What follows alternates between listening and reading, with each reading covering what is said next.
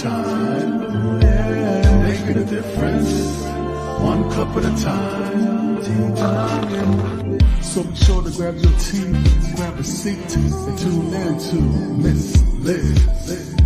Tea time, making a difference, one cup at a time. Tea time, yeah. Tea time.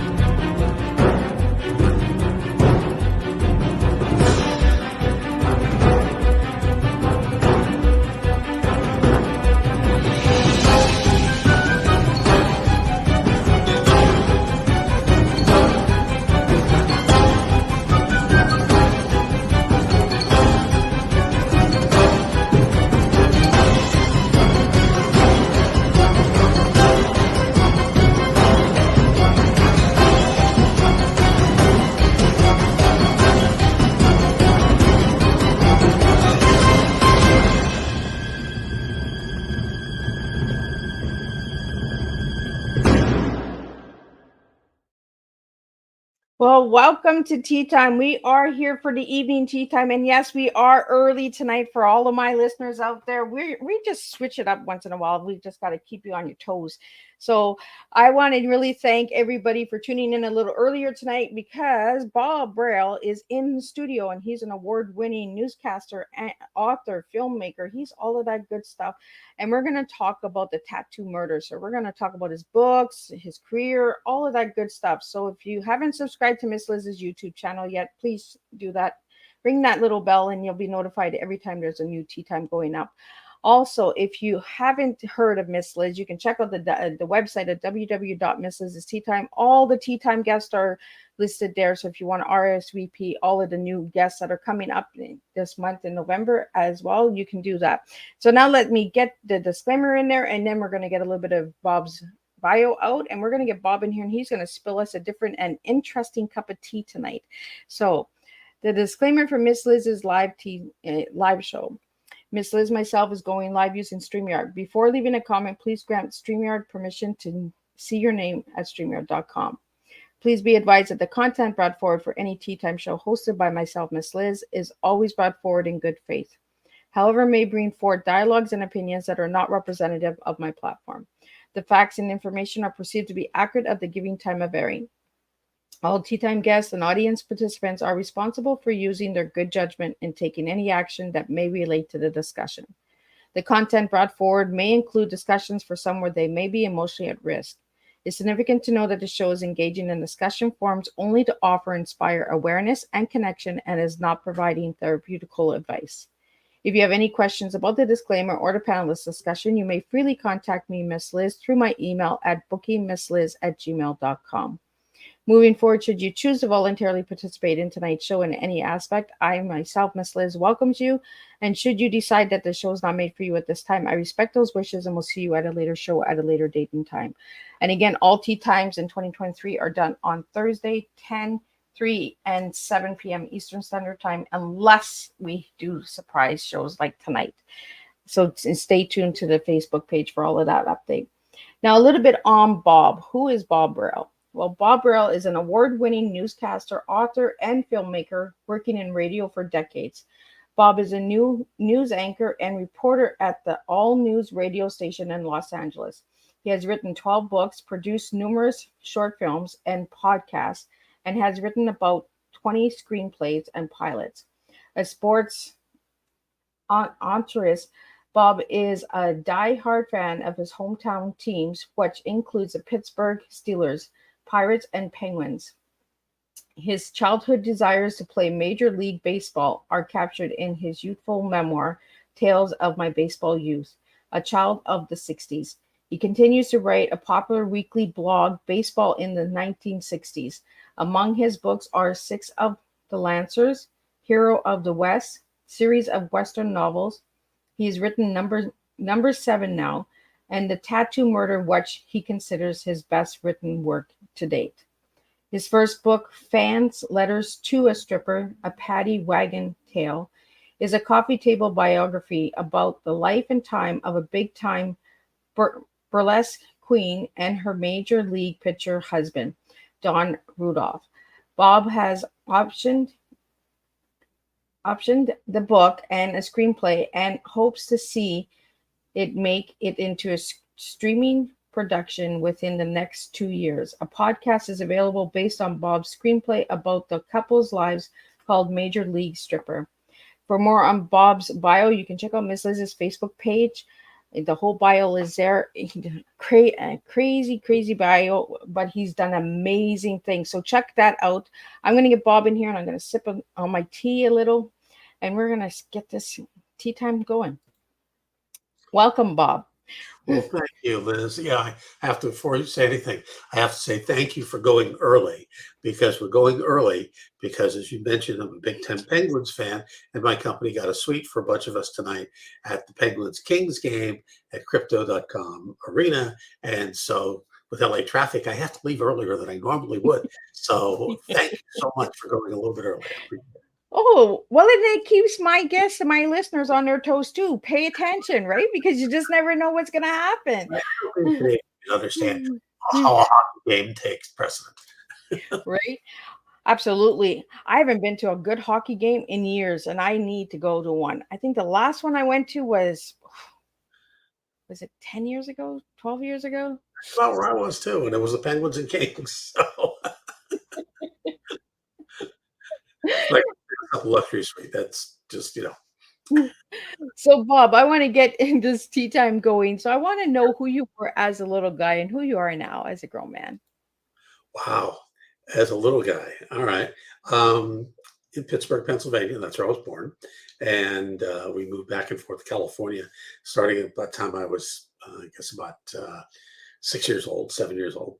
Well, but yeah, about that. And I always loved sports. I love baseball, especially, but I love to write. And even back then, I think I got my start. I wrote when I was about 6 or 7. I started writing jokes for family members, and I was a cute little kid, so they laughed. So that is just encouraged me. If they weren't funny, they laughed, and that said, "Hey, I'm okay." And then I got into radio because when I was in elementary school, I had to write an assignment on what we wanted to do in life. And, my whole thing was I wanted to play baseball. And I had a teacher, Mrs. Dunn, who asked me, well, what's your backup? And I said, well, what's a backup? And she said, well, if you don't play baseball. And I said, well, I thought about it. I said, well, how can I stay close to baseball? And I came up with the idea of, okay, I could be a play-by-play announcer. And I love listening to play-by-play radio then. And there are many times I will listen to a game on the radio now, or streaming now, which is the same thing, as opposed to watching on television. And because I love that part of it and have done some. But then eventually I got into radio and right out of high school, and I've been doing it ever since. And so today, who am I? I guess today I'm that guy who has lived a full life and has a lot of experience. But I'm planning on only being halfway through my life. I'm planning on living to 120, as long as the world plans on be here at that point. And but no, I really do think that I with today's technology and everything, I could possibly live that long, and I'd like to, and share that experience and do the things that I've always wanted to do that I wasn't able to do in the first half of my life, in the second half of my life, and which is writing and producing and filmmaking and writing more books. And because I do love to write, I'm right now deep in writing the 7th Lancer book, which is the Virginia City affair, and hopefully that will be out probably in February, around that time, maybe sooner, maybe later, but around that time. That's what I shoot for. And then I get started on the Tattoo Murder sequel, which is called The Belt Buckle Murder, and that'll probably take me the longest of any of the books I've ever written. Usually I'm bam, bam, bam, bam, but that one takes so much interaction and development that it'll probably take me a year to write it. I hope not that long, but and maybe. The first one sat on the shelf after I wrote it for 10 years, and before I went back and refined it in 30 days, and it got out there, and it's like you said, I consider it my best work ever. Well, before we went live, you were saying that it took 10 years for the book that we're going to be talking about tonight, right? Yeah, yeah. I wrote it back in 2011, I think it was, and I I started out wanting to write a crime novel, and it would have been my third or fourth book, I guess. And I decided what I was going to write it on.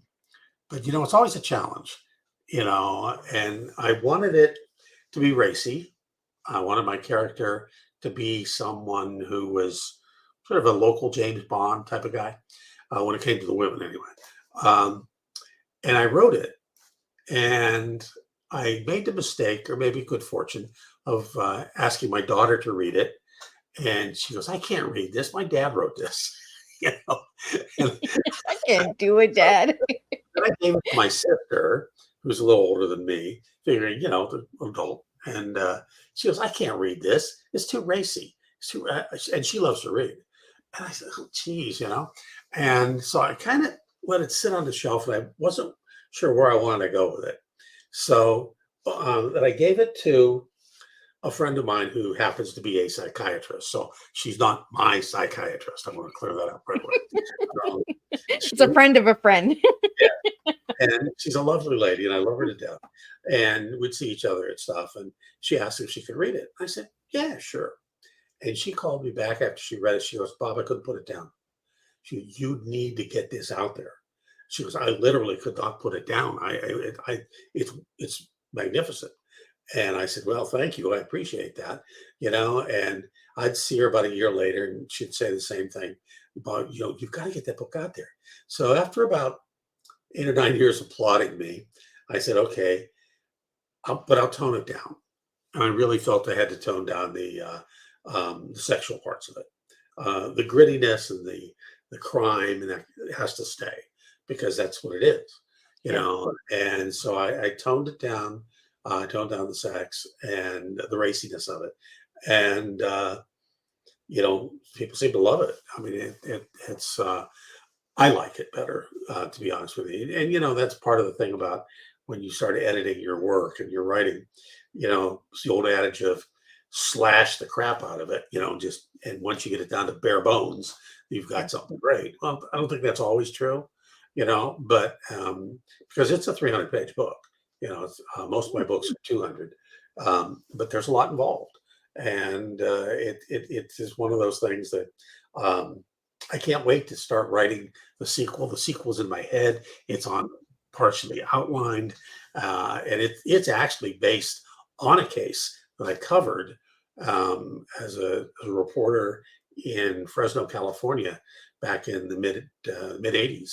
No, early '80s, because I left there in about 83, 84, somewhere there. An actual case. I'm going to change it around a lot, but the basics are there. That gave me the inspiration for it.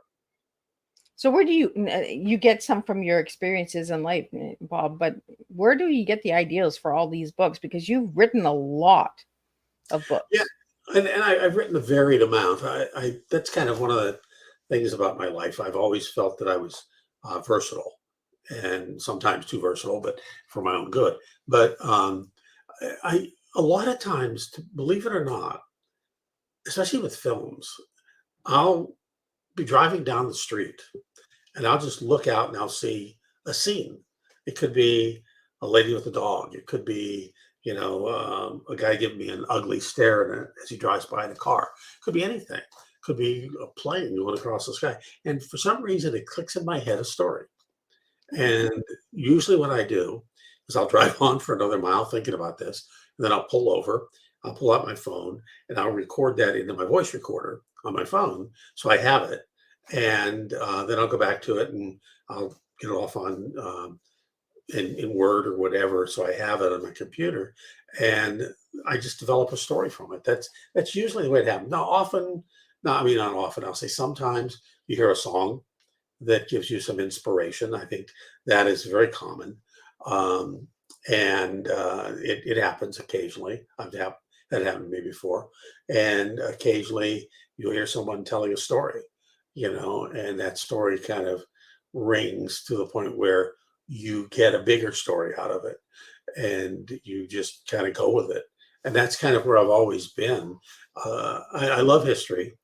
I came up with a saying years ago that I put on all my websites, that be a student of history, not a victim of it.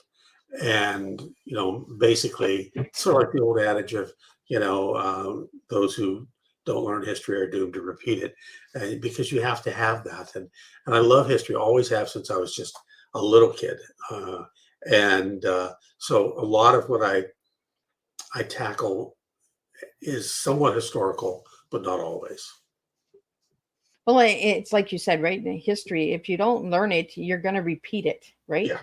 hmm And that's what we see that's going on in the world today is people are not, they don't know their history. So they're just going out and repeating everything. Like, It is. It's amazing. It's like we see the same conflicts over and over and over, the same mistakes being made over and over and over. And, it's not just in the rest of the world, it's in our own countries, yeah. And we see this over and over. It's like, and I guess, here, I'm going to tell you a real quick story. There was about 10 years ago, we had a young person who was working at a radio station I was working at. And the editor and I were talking about the two Germanys, in the 20th century. And she was a 4-year student on daddy's money at USC. And it was, it was one of those things that, she'd had 4 years of college, and it was just amazing. She looked up at us and she said, there were two Germanys. And we looked at her, it's like, what? When were there two Germanys?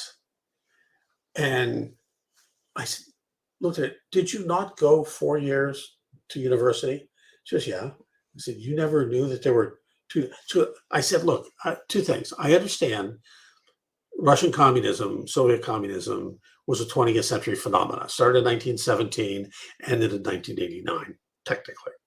I understand you were born after the wall came down in Berlin, but how could you not know that there were two Germanys?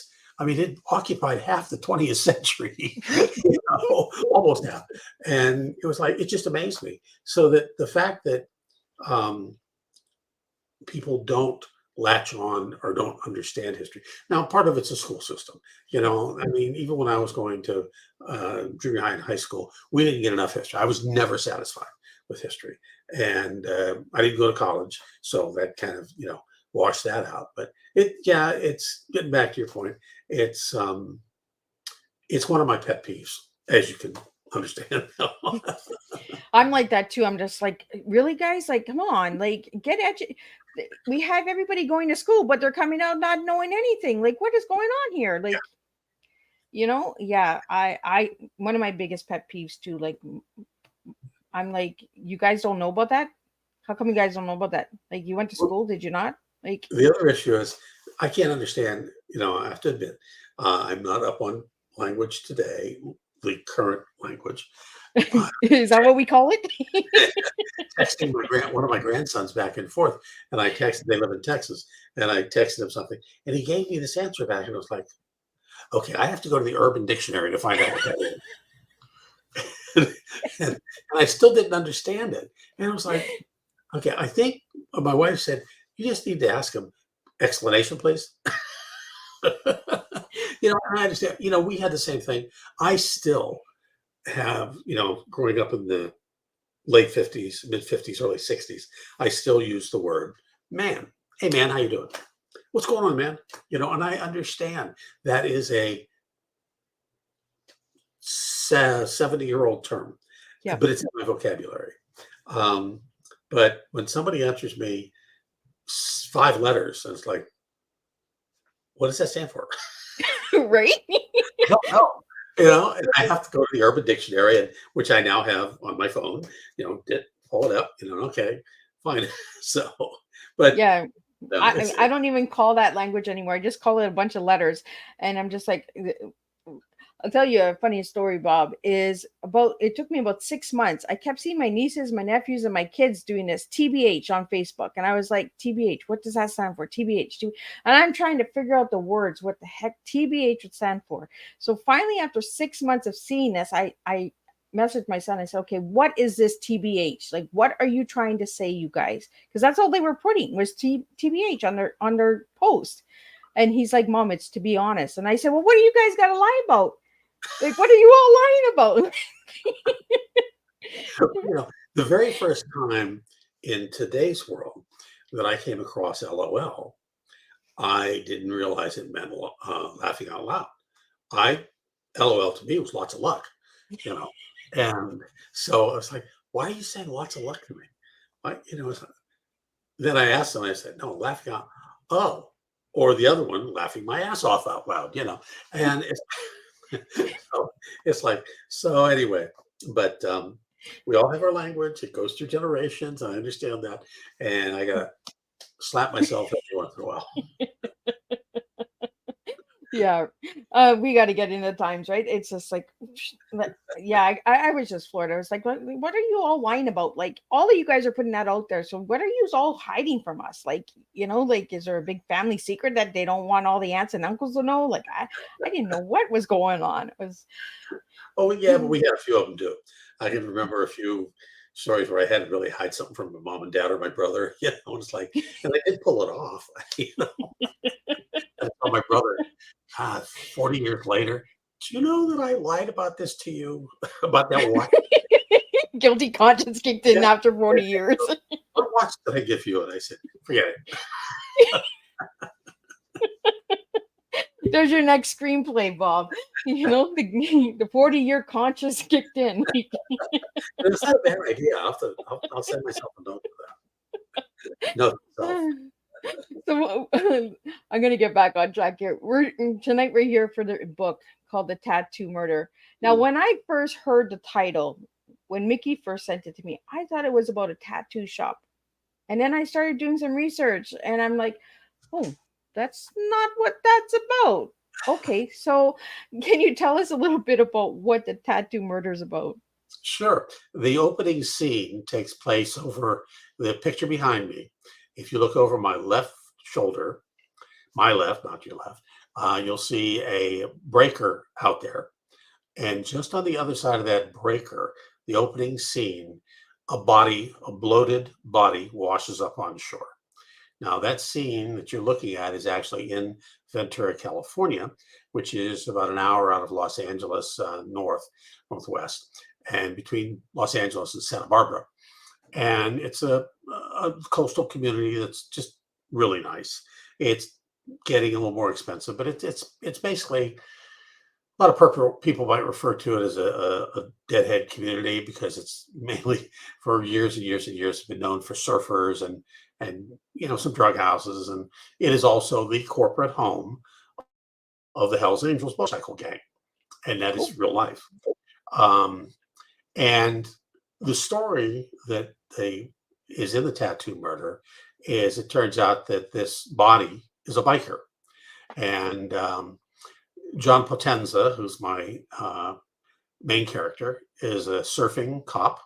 He loves to surf. He surfs at night. He's also a former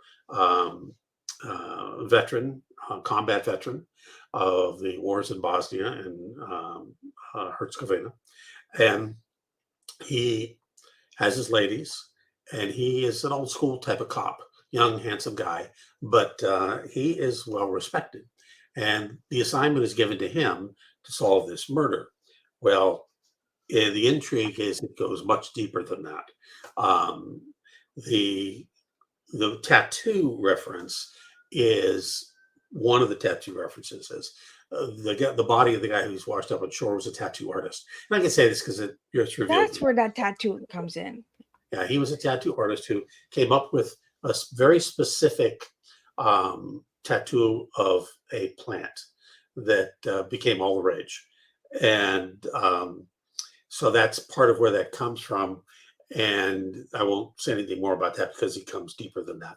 And the whole book is basically talks about his connections and the deepness of the intrigue of the crimes that are further than just this one murder.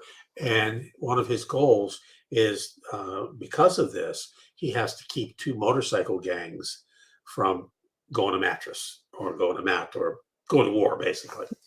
And that's one of the goals. And we go through historic Ventura. It was one of the mission cities of California. In the book, my wife is the photographer. We placed, I used 10 photographs of the actual places in Ventura where the fictional events, including the murder, took place. Oh.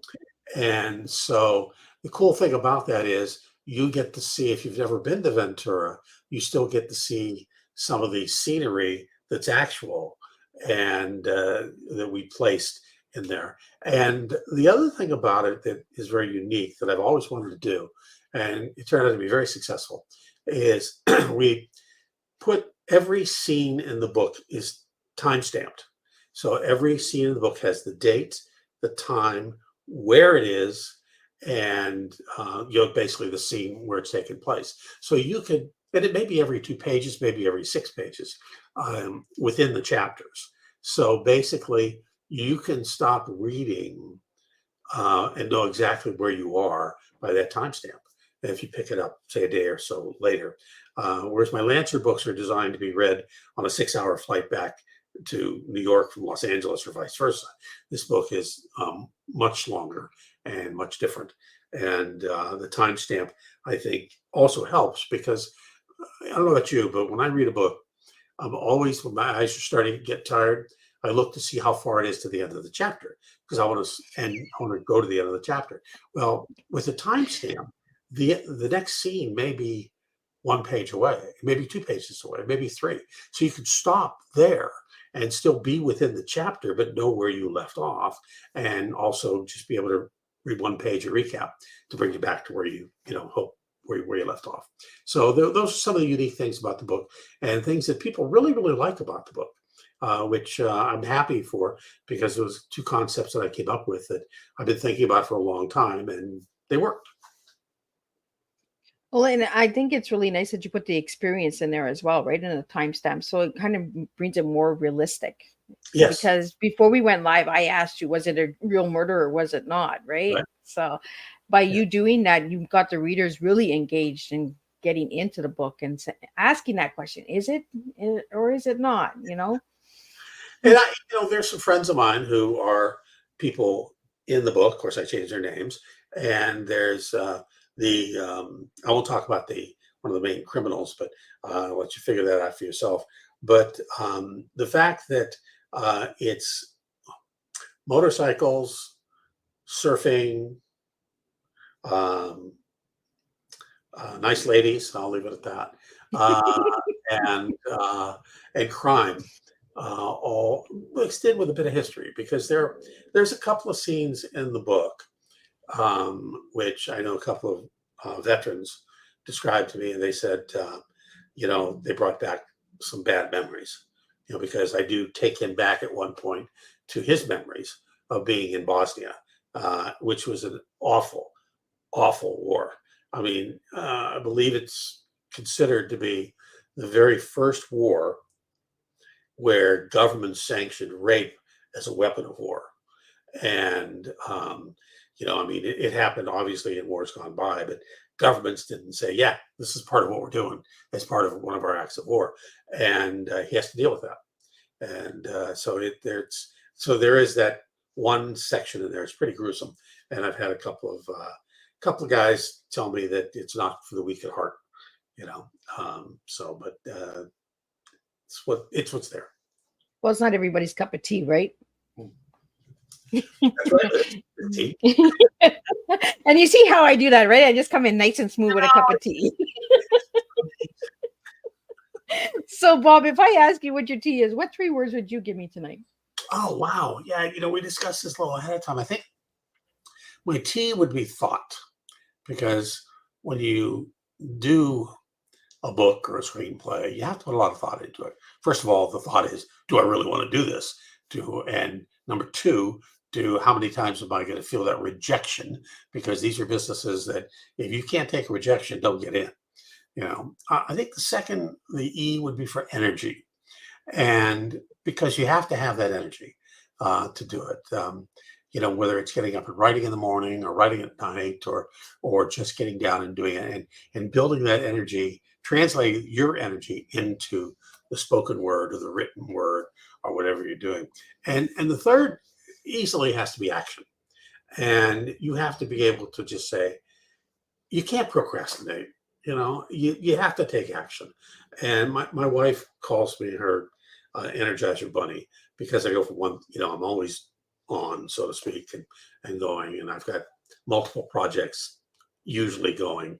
And she always says she gets tired of seeing the back of my head in the office.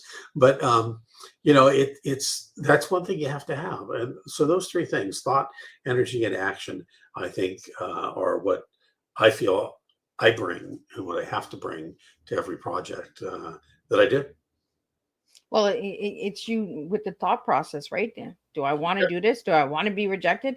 And you talked about rejection. A lot of people don't realize that there's a lot of rejection in filmmaking, in writing and screenwrites and all that. So I want to get into that because people don't talk about rejection. So, right. So let's talk about that a little bit, Bob. Sure. It's writing a screenplay, first of all, is tough enough. Or writing a book is tough enough. And people say, well, how do you do it? I can't even get into it. What do I need to do? And I just tell them, you got to write. Just sit down and write. Write, the old adage is write what you know. That's a good place to start, because nothing a book doesn't get made unless somebody puts something on paper. You have to do it. It doesn't come out of the sky. It just doesn't fall. The ideas may, but you have to physically put it on paper. And so, that's the first step.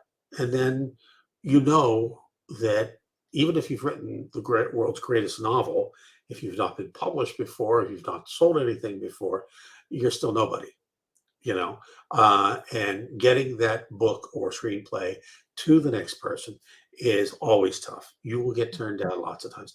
I remember years ago, there used to be a book that had all the publishers listed, and I was trying to break into writing. And I would send out maybe 50 letters and query letters. And if I got one back, chances are it was going to be no. But if I got one back, that was success, because it just getting a response, getting through the person who answers the phones, getting through the person who opens the mail, you ever get it to an agent's desk? I even had one good friend of mine. He's a dear friend. He's a pretty big agent in Hollywood. He doesn't handle writers, fortunately. He handles actors. And so we're talking one day, and I said, what about query letters? He goes, don't send them. He said, we don't read them. I says, I don't read query letters. There are other people who tell you, yeah, go ahead and send query letters. And if you at the time you want to do it, do it. I'm not saying don't do it. But he told me no, at least for him, And he said they're a waste of time. You've got to go out and meet people. You've got to, be in group. It helps to be in a group because, whether it's a writer's group where you can meet with people and get started, I have developed through my short films a crew that we all know each other, and they're the first guys I call, if I'm going to do something. If there's a part for them, I call them. They're in. They're my guys, and I'm their guy. And so it helps. But that's another thing you got to do. And because we're all together in this, because if you add up all the rejection that we've all had, it would, it'd be the fulcrum tipping the earth. You got a good baseball game going on. Yeah. And whether it's filmmaking, and then the next level up, you're going to get rejected. And then you got to go out and raise money and to produce your production, and you're going to get rejection there, and it's all about sales. And like I said, you could have written the greatest screenplay in the history of the world, but if you can't get it to somebody who likes it enough to, I guess one of the things is the one thing I hate about this business. Literally hate There are more people, and most people that I have talked to look for ways to say no before they look for ways to say yes. And that's scary. And it's because they get so much crap, handed to them that, they're finding someone to read a screenplay. Oh my gosh, that's really tough. I fortunately have a very dear friend of mine who is a produced filmmaker. It's been a long time for him, but he's 91 years old. He's sharp as a tack, and he will read my screenplays because he loves it. He loves it, and he will critique them, and he will make notes, and he will give me suggestions. And we get into it sometimes. It's like, no, I don't want that. No, that's not, but he's much more versed in the knowledge of that than I am, and than I probably will ever be. But it's all a learning experience. And Joe is just great. We went back. He called me just the other day and said, I came up with a new scene. He says, you might like this one. I hope you like the other. And the first scene, I loved it. I wrote it into my latest screenplay. The other one, I said, no, no, Not happening. no, it's my ending, not yours. And another, I had a friend tell me once that, everybody wants to rewrite your third act, and that is so true. But Joe, Joe asked me, he said, how do I know, how do I know that you'll lie? I said, I'll tell you. He goes, I just want to make sure I don't step over the line. And I said, I'll tell you, you stepped over the line. You know that. And if not, I'll tell you that point blank. That's one thing I'm learning about having all these interviews with all these filmmakers and directors and producers. You got to be really straightforward, because if you just sugarcoat everything, you're just delaying time and you're wasting someone's time, right? And that's one thing that's my biggest pet peeve. Don't waste my time. My time is precious, right? If you're just going to come here and waste my time, then go somewhere else. Go to another table. I don't have time for that. And I'm learning that by having these conversations with all of you, like people like you, Bob, that are in the film industry, and that, time is precious, and you guys don't have time to be. It's like you said with the letters, the query letters. I got no time for that. So, get out there and communicate, start having conversations, text messages are so many misunderstandings. People don't understand feelings and emotions in there. And then you get big commotion going on. Just go out and have a conversation, have a cup of tea, have a coffee, have a beer, have a glass of wine, get out there. And, we're not doing that anymore. I'm finding that the world is just closing up and just screens. Everybody just wants to talk through the screen, right? That is so much of the pandemic that we came through. It changed so many things. One of the things it really changed, I had a producer tell me, who's a very good friend of mine. He said, Bob, I used to go to 3 places in a day to talk to people.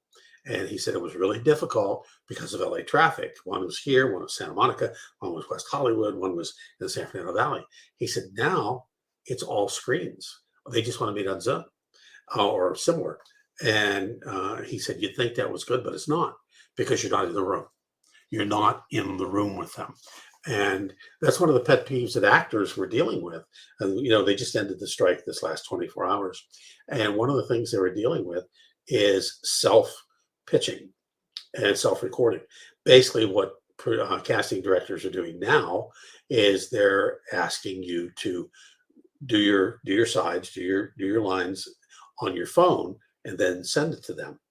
And so they can see all this without you being in the room and trying to persuade them.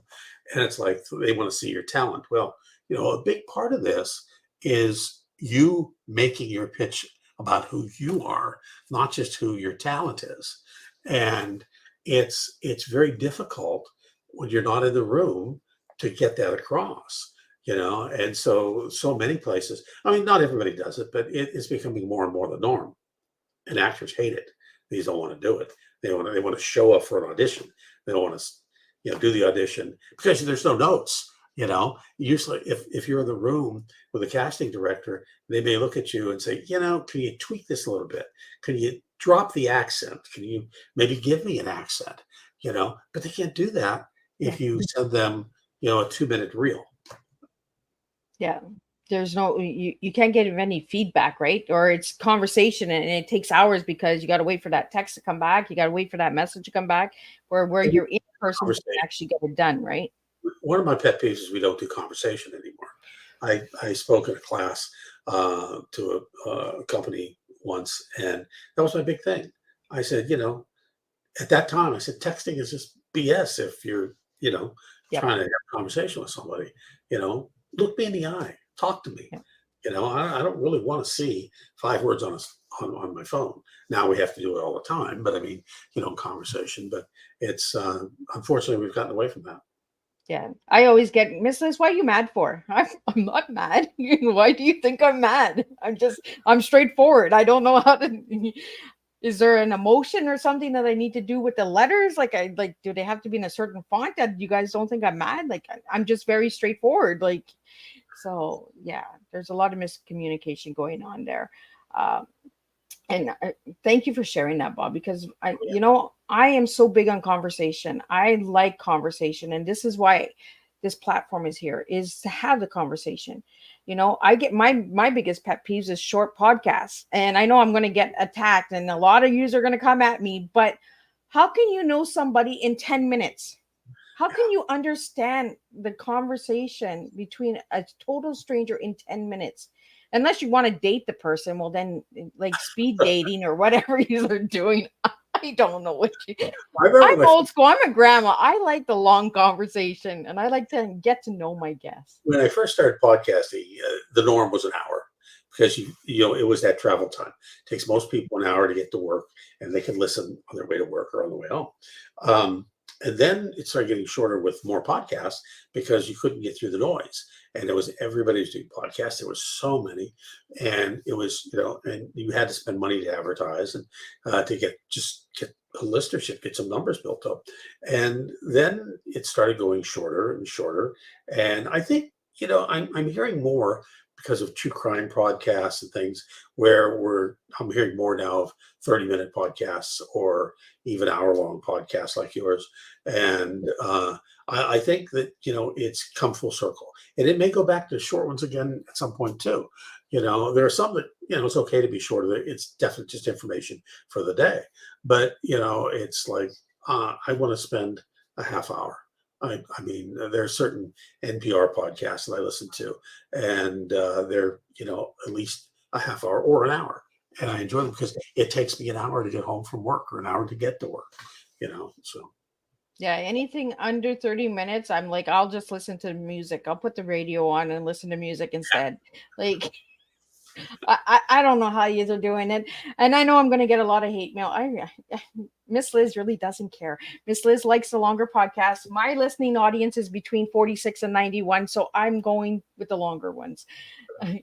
you know, Bob, I want to get into the film that you made about the 1970, I think 1971. One earthquake, sure. Yeah, let's talk about that because I did not know about that earthquake, and I was mad at myself because I was like, "What? I did not know." Well, the thing about the 71 earthquake, I was a senior at Somar High School, and I was working at a local grocery store part-time, and the earthquake happened February 9th, 1971. And it was another one USGS seismologist we spoke to had on in the film, called it the most important earthquake in U.S. history because of the timing, because of everything that happened and what would happen afterwards, all the things that were developed afterwards, whether it was search and rescue dogs, search and rescue teams, citizen emergency response teams, earthquake insurance in California. Those were all things that were developed because of the Somar earthquake. It was a 6.5, I believe. I have to check back and see, but it was massive. It happened at 6 o'clock in the morning, 6:02, and it shook us out of bed. It was a school day. It was a Tuesday, and I mean, I literally, at that point, I was 16. I was 17, and I was in bed, and the first thing I thought of, to be very honest with you, is nuclear attack. I'll just roll over and die in bed because it's not going to make any difference. And as I start to roll over, I maybe got a half second sleep, and I hear my mother across the hall yelling, "Get out! Get under the bed! Get on! Earthquake! Earthquake!" I said, "All right." So I roll. Next thing I knew, I was on the floor. I didn't have much of a choice. And the biggest thing for me at that point was we were always taught in school, nuclear attack, whatever, which I'm sure did a lot of good, duck and cover. And so I did that instinctively. Well, if I hadn't done that, there was a very large TV to my right, sitting just loose on a stand, on the little metal stands, and that fell over. If I continued laying prone, because I tried to get under the bed the first thing, and I couldn't. It was too big. I was too big to get under the bed. So I laid prone, then I did the duck and cover. If I'd have stayed laying prone, that TV would have fell and hit me in the back of the head, and I'd probably been killed, at least seriously injured, but probably dead. And as it turns out, when we did the interviews, since so many of the people are still alive, I went to high school with in Sylmar. They live in Southern California. In Sylmar, still some of them. I put on Facebook that I wanted to interview people for this documentary, and we got a good response. And a lot of more guys that I knew, women and girls that I knew, and they came out, and almost to a T, they all said they thought it was a nuclear attack. Every one of them. They thought the Russians were bombing us. That was finally, we were at war, and the Russians had launched a nuclear attack. Every one of us. And then we all realized very shortly after that, no, it's an earthquake. We live in Southern California, but we were earthquake virgins. We had never been through an earthquake before. And, I came from Pennsylvania. And so, we went on and did the documentary, and it's really two parts. We go on, and we were fortunate enough to be able to use a lot of government footage that is now public domain of scenes at the time that were shot for a government documentary. So we used a lot of that. We did a lot of interviews. We interviewed a lot of the firemen, those who were actually involved, and many of them obviously passed away. And because it was 50 years when we did it, 50 years afterwards, and some of these guys were in their 80s and 90s, and some have since passed away. And we interviewed them. We interviewed other people. We interviewed experts and USGS people, and used a lot of that government documentary, and told the story in the first 40 minutes. And the last 20 minutes was what happens if this happens again. And there have been studies for the state of California, and we had the guy who did the study on from Berkeley, and also one of the chief guys from the governor's office, Chief Larry Collins, fire chief, who came down to spend his time with us, who was involved in it. And basically, if we have another 6.9 or so earthquake on the southern San Andreas Fault, which is south of LA, if we had that on a normal day, we would have 30,000 fires that would break out. And most of them, the vast majority, there'd be no response because we don't have the people, the manpower, or the equipment to put them out. They would have to just burn. If it happened on a Santa Ana wind day, we have these massive Santa Ana winds that everybody knows about. If it happened on that day, we'd be facing in Southern California 300,000 fatalities. Wow. And this is all documented. I mean, because the fires, first of all, the fires would be massive, and people would just be gone. The grasslands, we have such an interface in Southern California between wildland and urban that it's like a matchstick if that happens. And we just don't have the equipment or the people, the bodies to, do much about it. One of the things they are doing now is they're trying to put electrical power, the lines underground, which will help because you won't have these massive towers that'll fall over in such an earthquake, or could fall over. Everyone wouldn't fall over, but So that's basically that story that we told. It's on Amazon Prime. You can get it there. You can also see it on Tubi for free if you don't mind watching the commercials. And but it's a great story. It's a documentary that I've wanted to do since the day it happened. And for me, it was I worked at a grocery store, like I said. We talk about that too, of what is no longer on a shelf during a 6+ earthquake at a grocery store. There's nothing, and somebody has to clean it up. And I was one of those box boys, which we used to call ourselves, who at $1.60 an hour. Excuse me, $1.62. I was union, and we cleaned it up, and it was like I cleaned up the canned goods aisle myself. And in the canned goods aisle, you have bottles of ketchup, mustard, mayonnaise, pickle juice, vinegar, oil, all that stuff. Balsamic, you name it, it's all there. And once you got the cans up, you were standing in a juice, probably about this deep, of all those combinations. I couldn't eat a hamburger for 6 months. I literally could not stand the smell of a hamburger for 6 months. And then I cleaned up the liquor department myself and got drunk on the fumes. Well, it was in the air, right? It was an air drunk. I had to go outside and stand for about 30 minutes in the 2 o'clock in the morning air, and just to sober up. I had never been drunk before, and it was an amazing experience. I can tell you that. The other part of that too is one of my friends, one of my dear friends.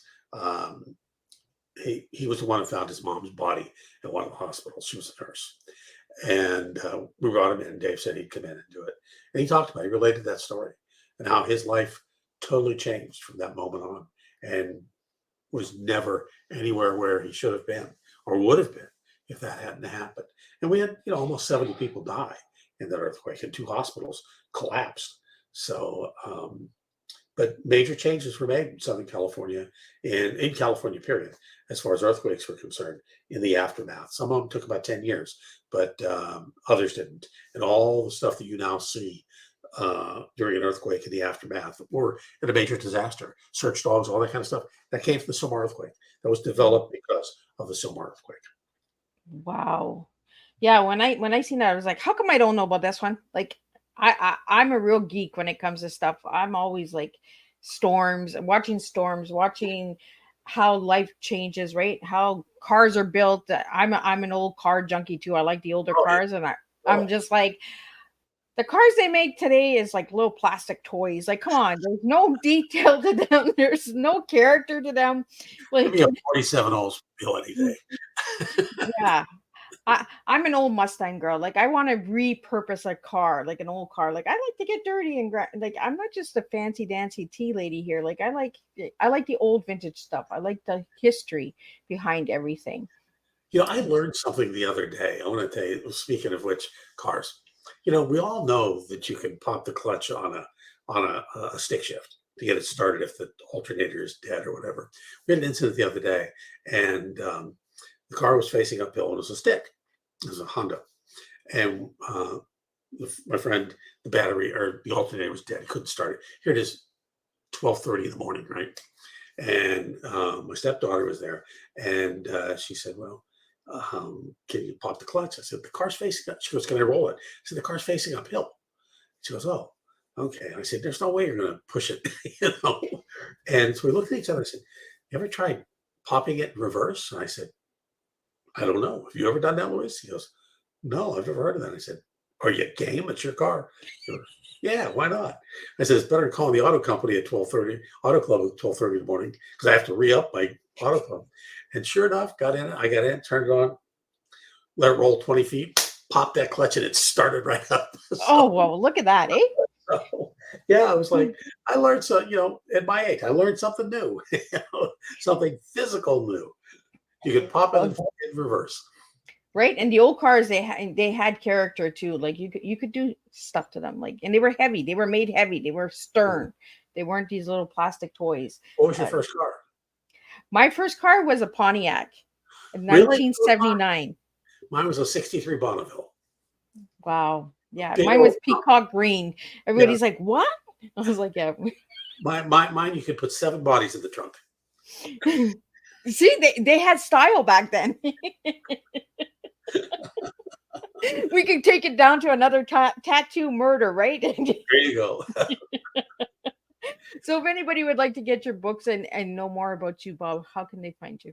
The easy thing is, first of all, Amazon is there. You know that. You can also go to bobbrillbooks.com. That's my site. I would send you out one. TuscanyBayBooks.com, which is my publisher for that particular book. My publisher for the last couple of Lancer books is a different publisher, and it's my publicist is going to kill me. I'm gonna get in trouble. Am I getting in trouble? Put, Putnam, Putnam Publishing, and the and and you can anytime if you Google me, if you Google Bob Brill, just the words Bob Brill, I will come up usually 17 of the top 20 searches, and somewhere in there. I'm not Bob Brill, the IP attorney in Chicago. I'm not Bob Brill, the drummer for Berlin. I'm not Bob Brill, who is the Tony Award-winning set designer on Broadway, and I'm definitely not Bob Brill, the bodybuilder. That dude's just like muscles everywhere. But I'll come up always number one, and usually somewhere 15, 17 out of the top 20. So if you Google me, I'm out there. I'm easy to find, and feel free to do that. But Bob Brill Books and bobbrill.com and the other sites as well. So. Well, awesome. Well, I had an awesome time talking. Like I could talk to you all night, but I know you got a hockey game to get to. So Oh yeah. I'm just like, okay, hockey over, Miss Liz. I got it. So what's your final message for everybody tonight, Bob, before we wrap up? If you want to be a writer, just keep writing. Just sit down and do it. And it doesn't matter how old you are. Don't think your life has passed. I will tell you, I'm 70, and I'm looking at being just over past halfway in my life. And just do it. Don't ever, retiring is one thing. I don't know if I can ever really retire, but people, I think, need to just keep on doing it. Don't let the fear of Alzheimer's or any of that other stuff overtake you. Keep active, keep busy, and don't stop, because you only get one life, and you want to live it to the fullest. And there are times to relax, and you can sleep when you're dead. So what can I tell you? Or you could get an old car like Bob had before and put 7 bodies in there, and we'll start a whole new series of books. And buy books, buy physical books, please buy physical books. I know, right? I'm a physical book girl, man. I like reading online, but then I'm like, I need the book. I need to hold it. There's just something about holding a book and reading it. It really does make a difference. And people often wonder, they say, you do this for fun, enjoyment. Yeah, but you know what? It'd be nice we also do it for our living, I've gotten some checks from publishers that were 1 cent, and I've gotten some 29-cent checks. Sure, it's going to happen, but it'd be nice to get one that had 3 numbers to the left of the decimal point once in a while.